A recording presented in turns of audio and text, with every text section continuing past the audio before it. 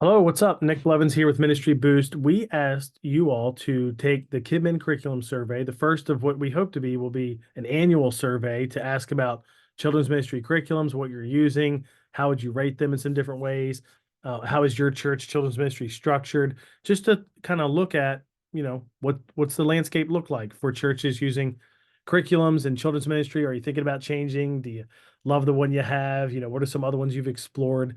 I feel like children's ministry leaders are talking about this all the time. Like any Facebook group you can get in, people are asking about curriculum every week. So we thought it'd be fun to do a survey. I'm recording this video to share kind of the initial results. However, we are going to put together a better looking PDF and probably like a infographic or something like that to break it all down even more, especially like by curriculum. But today, I want to show you kind of just the overall results, some of the summary, high level things. We'll look at, the Google form. We use the Google form for this.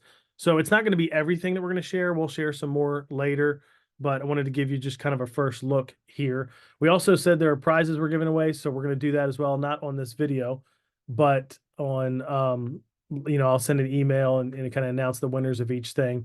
And so you'll know, if you won one of those prizes. We'll probably announce the names, for everybody so everybody can see what they are. But let's jump in. I'm going to share my screen here and jump to this curriculum.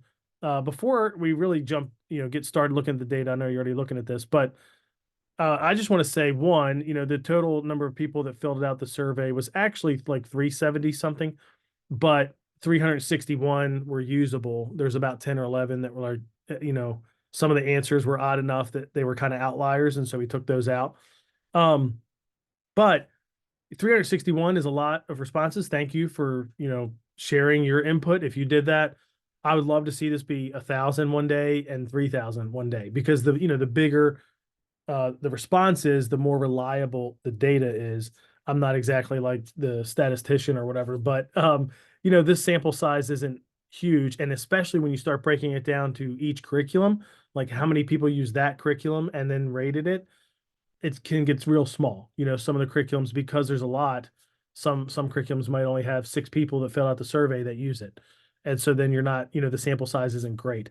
But I just want to mention that up front. So for a couple reasons. One, the sample sizes aren't huge, so you can't take. Yeah, I think this is helpful and meaningful, but you can't take too much from it. And another example of that is when people chose what curriculum they used. There are definitely curriculums that are used more than others, and we would all probably not be surprised by what some of those are.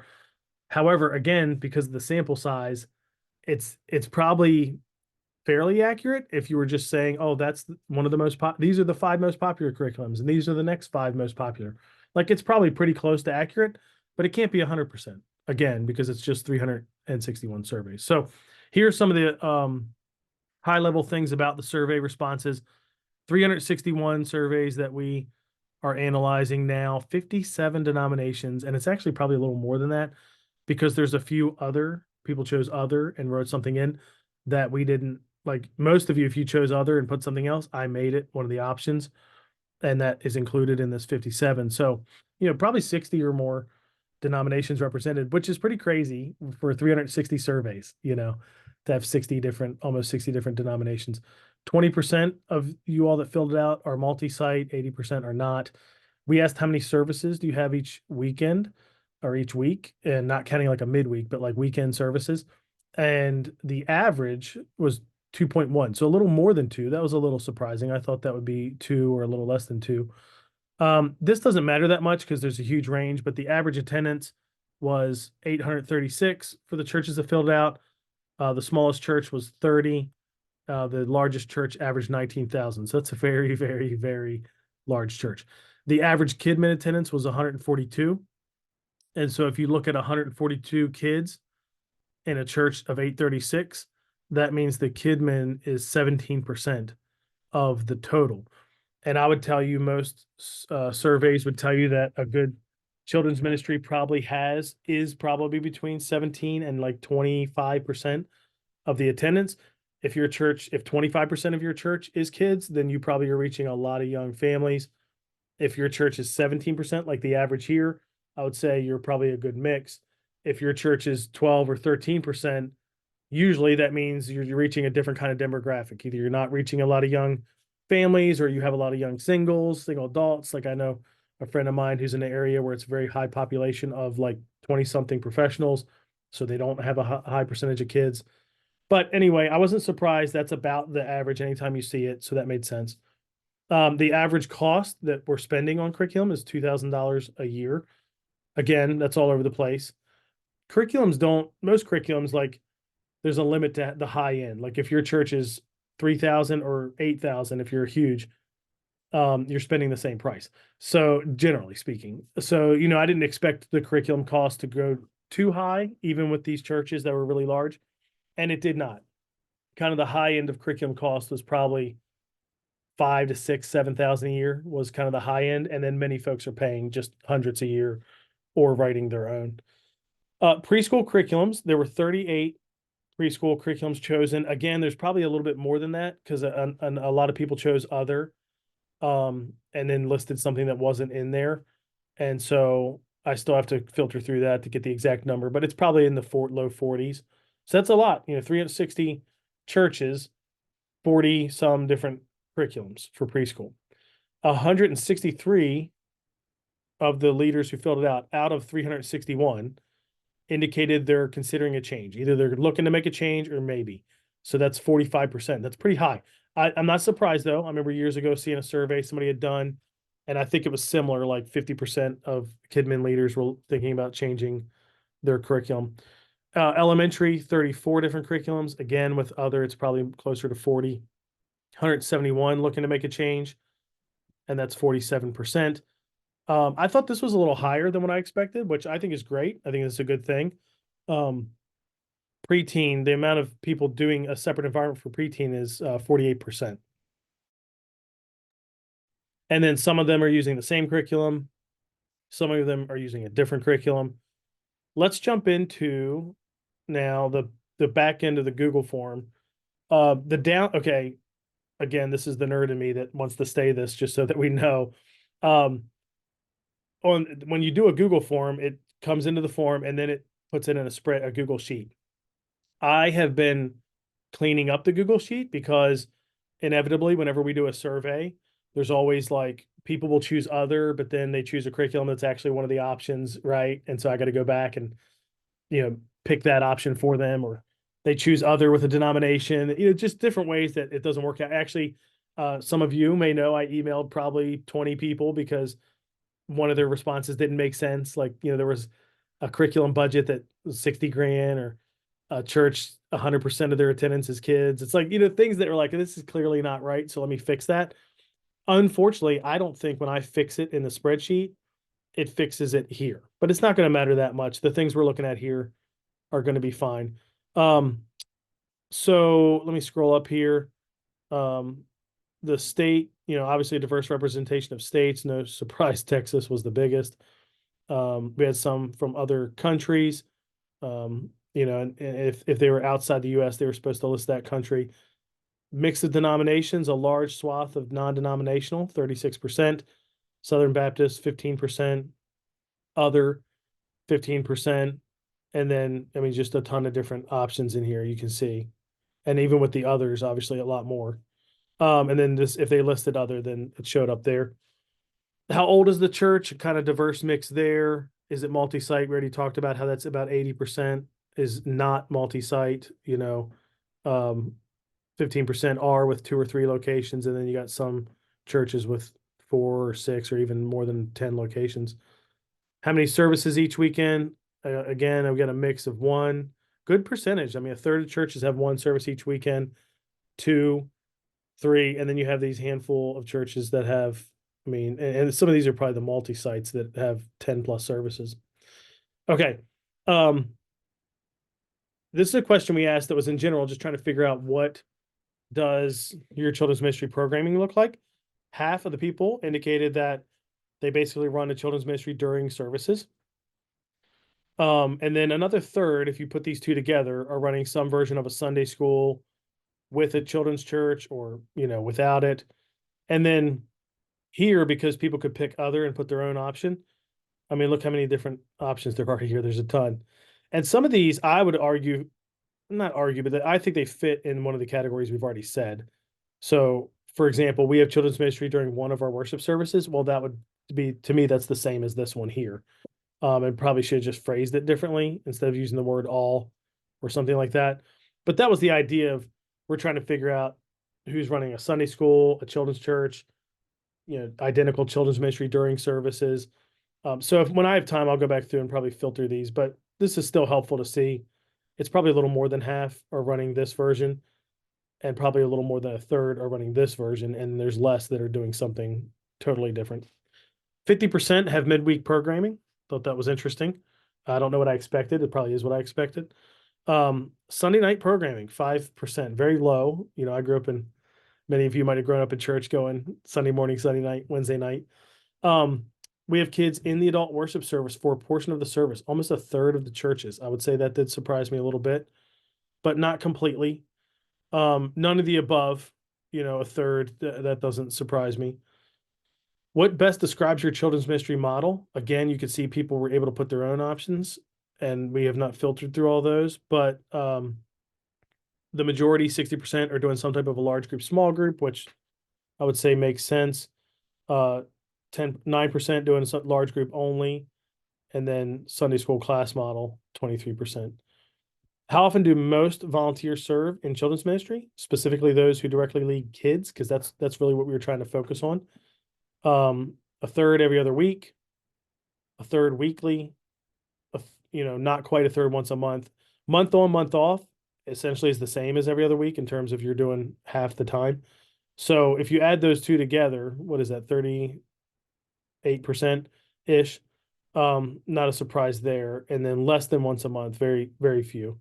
So again, not too surprising, but a third of churches weekly, a third-ish every other week, and then a third once a month. We talked about how much money they spent on average. So here you can see all the curriculum options that people chose. Orange, 25%. First look, we're talking about preschool specifically. Other was 15%. So you got a bunch of options there. Now, some of the people that picked other did pick one of these, and I had to fix it. And I don't think that'll show up here in this little pie chart. But 10% Gospel Project, 11% Grow. So these are some of the larger ones. I write my own, 16 people indicate they write their own preschool curriculum. Hi-Fi, there, 9 folks. Life Church curriculum, that's a free curriculum. You got Go. I mean, all these, if you're familiar with kids ministry curriculums, Wonder Inc., none of these are going to surprise you in terms of seeing these notes. It's interesting, 6 churches said they use Orange's elementary curriculum in their preschool. That would be quite a challenge, I would think. But so they're getting about a quarter there. Lifeway makes multiple curriculums, so their Gospel Project and Hi-Fi together is what, 12, 13%. And that's true for some of these other ones too. David C. Cook Group, these are organizations that have multiple curriculums. Awana, Bright here. So again, none of these are a huge surprise. When people listed other, they put it here. In later on, when we do the deeper analysis with the PDF and everything, I'll be able to share that. I'm not going to spend time too much going through. This was the core of the survey, really, was asking people to evaluate their curriculum. And you'll be able to see here ability to engage and draw attention.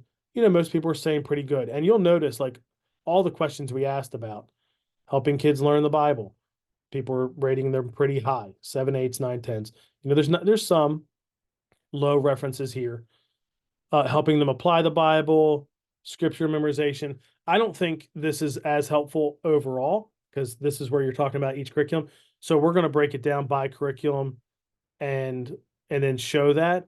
But you can tell it's, all these curriculum companies are doing good work. Not surprisingly, they're all getting pretty high ratings. So I'm sure there'll be some differences, some nuance. We'll figure that out as we dive into it deeper. But we asked a bunch of questions for each one. So I'm not going to spend too much time on that. We'll do that in the deeper analysis. How long have you been using your preschool curriculum? A good mix here. And then that question, are you considering changing to a different one in the next year or two? So over half are saying no, but a quarter, maybe, yes, 11% yes, just not sure which one. and yes, I'll expect to make a change. So what is that together? 22, 23%. So half no, a quarter maybe, a quarter yes. All right, elementary. This chart obviously is going to be similar because you're talking about, it's either the same curriculum or that organization makes a different curriculum. So orange, a quarter again, hi-fi with 10 folks doing that and 52 for gospel project. Grow Kids is 12%. Other again is in that same ballpark. I write my own a little bit more, writing their own on the elementary side. Wonder Inc., True. It's all this. It's a lot of the same ones we talked about before. Awana, Bright again, and then we did ask, and this is where they rated it, but I'm gonna skip all those. You can tell again, most people are just putting sevens, eights, nines, tens. It will be interesting to see how it breaks down. Worship music components, see how that's all over the place, which makes sense because some curriculums don't even do that. Some might not do it as well as others, and so you got some that are rating that low, and then cost, meaning like really affordable, really expensive. Again, that's a mix too. Some of these are free, so they're picking one, which makes sense for that. Nice variety of how long people have been using it, and then very similar to the preschool curriculum. Half aren't changing, a quarter are thinking about it, and another quarter are looking to make a change. I thought this was interesting. How many hours each month does your church spend editing your curriculum for final use? You can see the mix is all over the place, but most people are, and this is in a month, most people are somewhere between 2 and 10 hours a month. I'll give you that average here in just a second. Do you have a separate environment for preteen? No, half, and then yes, about half, and just difference amongst curriculum. This here, I don't know 100% if this is completely accurate the way Google does this, but I think it is. We asked if you were going to change curriculum in the near future.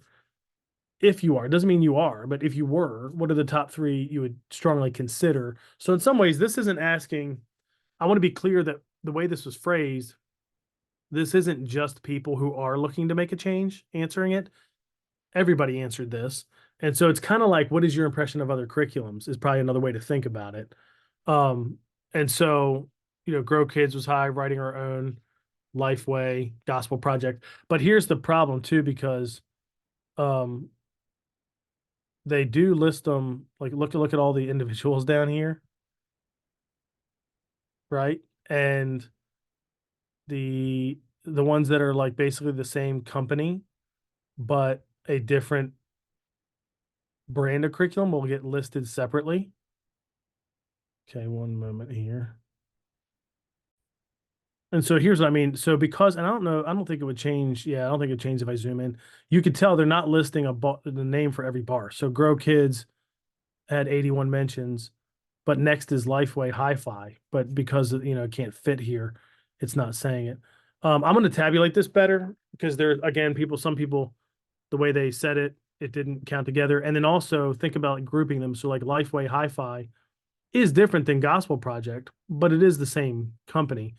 Writing our own, Wonder Inc., 63. There's the Gospel Project, Go, Awana Bright, 37, Life Church, 32, Answers in Genesis, 32. So, or here's Orange, 252 Kids, but that's different than, so what was that, 26?